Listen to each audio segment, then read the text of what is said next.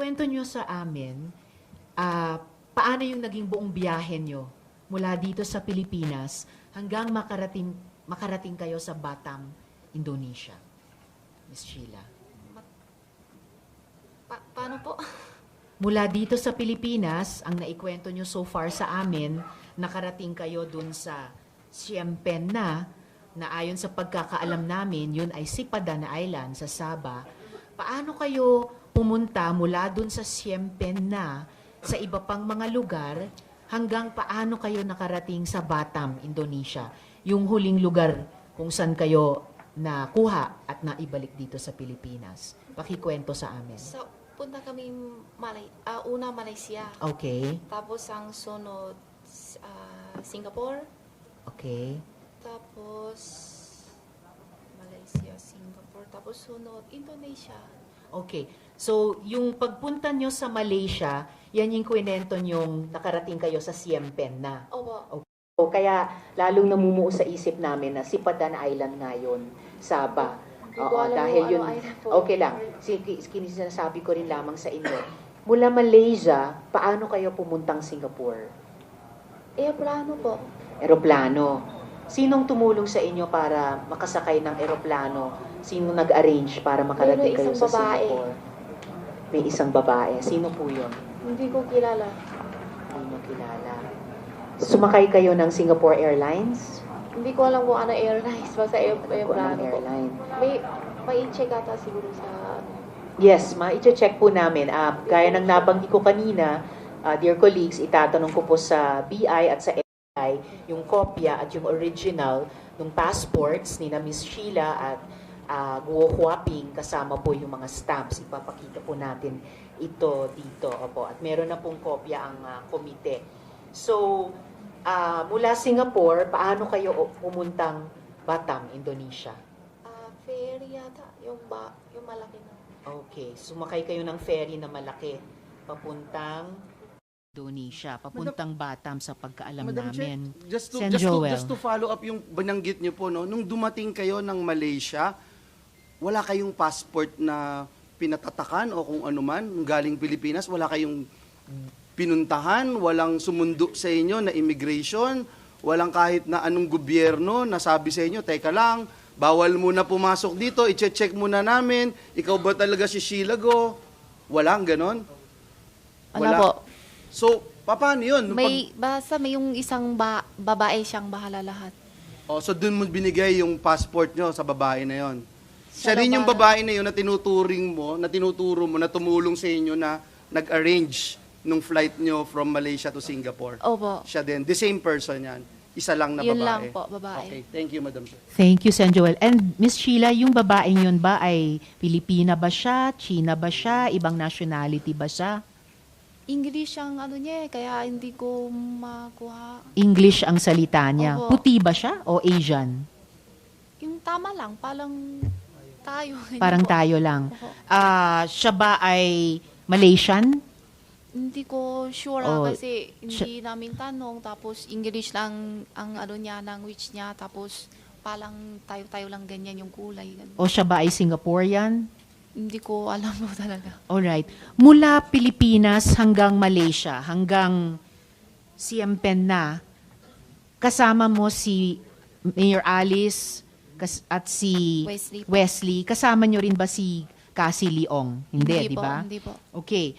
Mula Malaysia o Siem Pen na, papuntang Singapore, kasama mo pa rin si Mayor Alice at si Wesley. Opo. Kasama nyo rin ba si Cassie Leong? Si kasi kita namin sa Malaysia.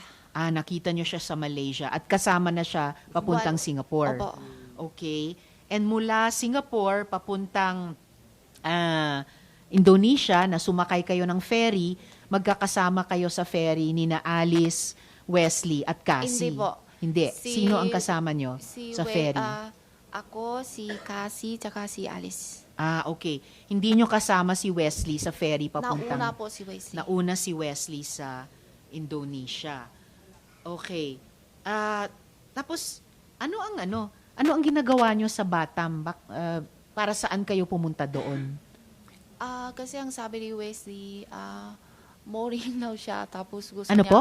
mooring na siya. Wala siya ginagawa. Mooring. Bored. Mooring. Oh. Tapos, gusto niya pasyalan ganun. Kaya nauna siya doon sa Batam. Sa Batam. Tapos, Okay. yun, sunod kami. Saan kayo sa Batam na-capture ng mga otoridad ng Indonesia?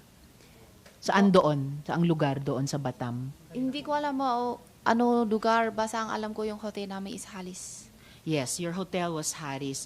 Sa hotel ba kayo nahuli or sa ibang lugar sa labas? Sa immigration ng Batam Sa immigration kayo nahuli? doon sa ferry pasakay kami. Yes. Doon po kami. Doon kayo nahuli sa ferry, nahuli ng immigration Opo. ng Indonesia. Pagpunta ang Singapore. Papunta sanang Singapore, pabalik Opo. ng Singapore. Okay.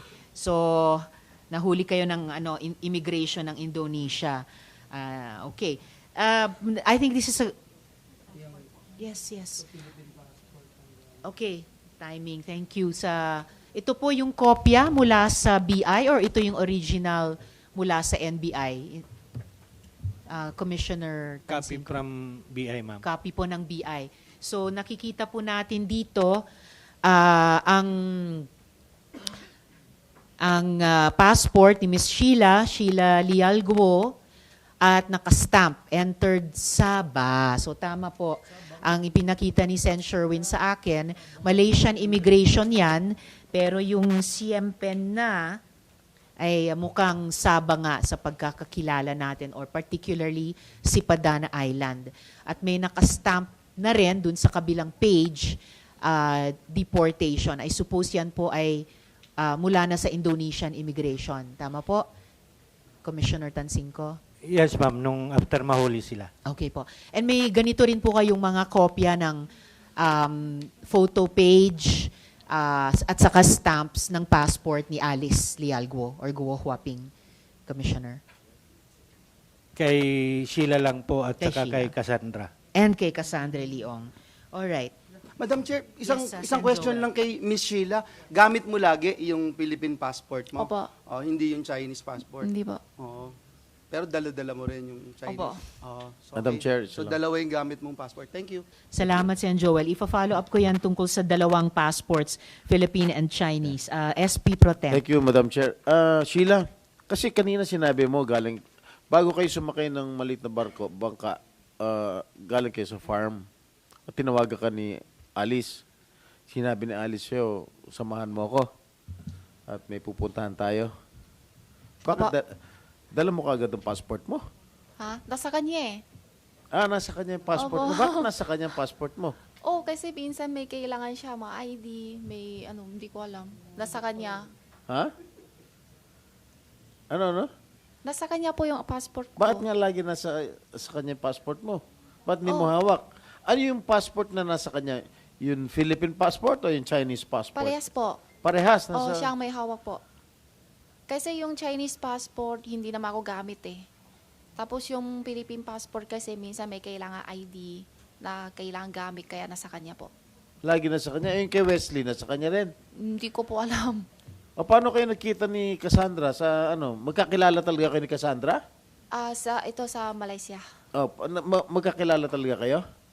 O sa Malaysia.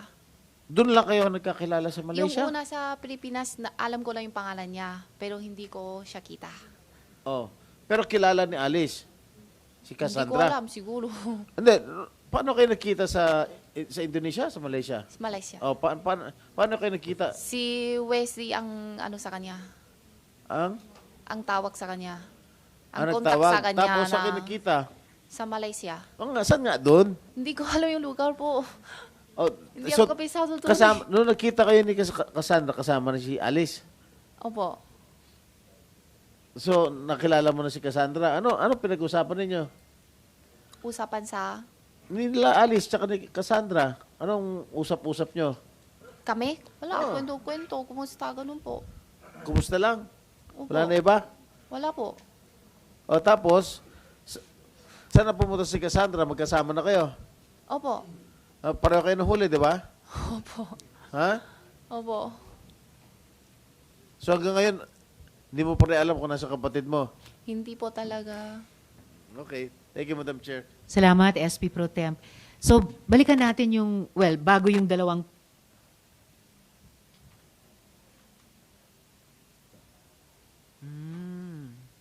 Okay. Sige.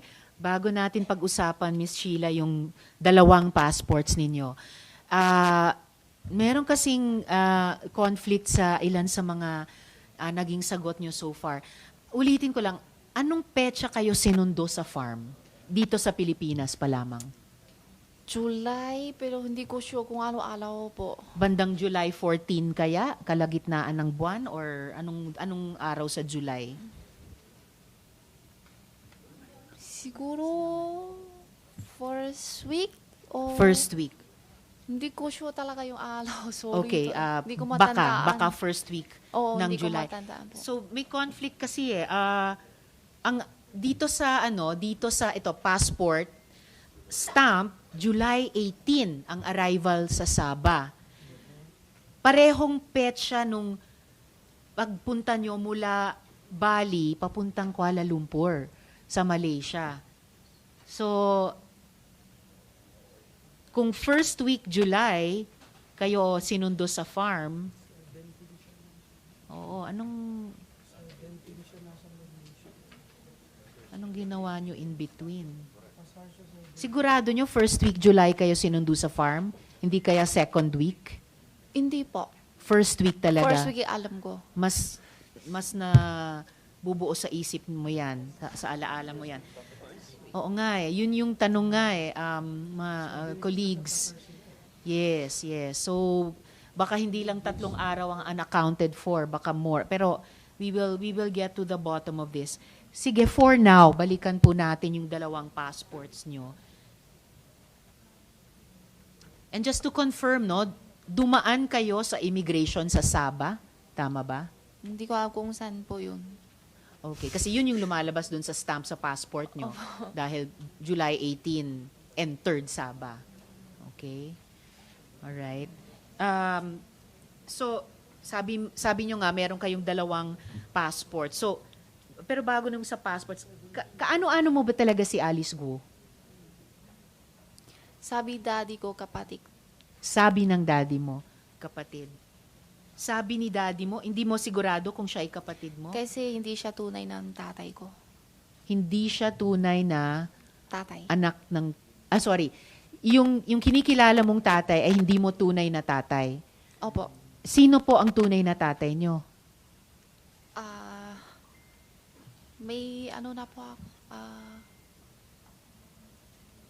Pwede hindi ako sasagutin kasi Okay. Dahil? may kaso na po ako. Dahil may kaso kayo. Okay. In the meantime, pwede nyong tanungin yung abogado nyo na resource person din, anong payo nila. Inonote ko na lang na hindi pa nasagot itong tanong na ito at kung posible ay babalikan ko na lang later. Tanungin nyo muna yung abogado nyo.